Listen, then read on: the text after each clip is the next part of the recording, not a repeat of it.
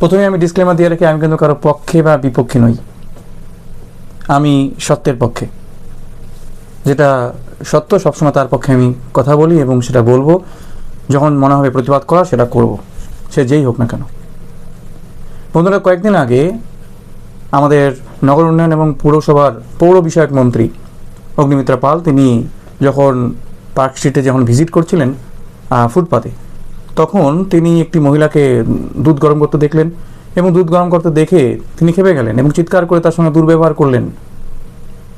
এটা কিন্তু আমাদের সকলের খারাপ লেগেছিল। একজন সহনাগরিকের প্রতি এরকম আচরণ কিন্তু আমরা সহনাগরিক হিসাবে মেনে নিতে পারিনি এবং তার প্রতিবাদ আমরা জানিয়েছিলাম। একজন শাসক, যারা মানবিক সরকার বলে নিজেদের দাবি করে, তারা এরকম আচরণ করে কিভাবে, সেটা কিন্তু আমরা মেনে নিতে পারিনি, প্রতিবাদ জানিয়েছিলাম। একদিন বাদেই মাননীয় অগ্নিমিত্রা পাল তিনি কিন্তু এসে তার সোশ্যাল মিডিয়াতে তিনি কিন্তু সেই বিষয়টা তুলে তিনি ভুল স্বীকার করলেন এবং তার কিছু বক্তব্য তিনি রাখলেন।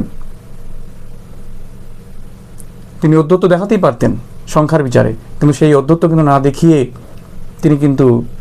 তিনি কিন্তু সেটা ভুল স্বীকার করেছেন। তারপরেও কিন্তু বিরোধীরা এই ইস্যুটাকে কিন্তু কোনোভাবেই হাতছাড়া করতে চাইছে না। তারা ইস্যুটাকে কাজে লাগিয়ে তাদের স্বার্থ সিদ্ধি করতে চাইছে। কনস্ট্রাকটিভ বিরোধিতা কিন্তু আমাদের পশ্চিমবঙ্গে খুবই কম হয়, কারণ এই রাজ্যে শুধু বিরোধিতার জন্যই বিরোধিতা করা হয়। অনেক ক্ষেত্রেই শুধু বিরোধিতার জন্য বিরোধিতা করতে হবে, তাই বিরোধিতা। যাই হোক, সেসব বিষয়ে আমি যাচ্ছি না। এবার একজন সাধারণ নাগরিক হিসাবে যখন বিরোধিতা হচ্ছে, তাহলে আমাদের তো কিছু প্রশ্ন উঠে আসে। আমাদের কাছে কিন্তু প্রশ্ন হয়, আমাদের তৈরি হয় প্রশ্ন আমাদের। সেই প্রশ্নগুলো কীরকম, যে এত উন্নয়ন, বিগত সরকারগুলো বলতে আমরা উন্নয়ন করেছি। বিগত 15 বছরের সরকার, অর্থাৎ তৃণমূল সরকার, তারা বলতো যে আমাদের সমস্ত কাজ কমপ্লিট, সাধারণ মানুষের জন্য যা যা করণীয় তার সমস্ত কাজ আমরা করেছি। উন্নয়ন রাস্তায় নাকি দাঁড়িয়ে রয়েছে, আর কোনো কাজ আমাদের বাকি নেই, সমস্ত কাজ কমপ্লিট। তাহলে এই মানুষগুলো এখনো ফুটপাতে কেন? এই মানুষগুলোর জন্য মাথার উপরে ছাদ নেই কেন? এরকম হাজার হাজার মানুষ এখনো ফুটপাতে রাত্রি বা সারাদিন তারা ফুটপাতেই থাকে, ফুটপাতে রান্না করে।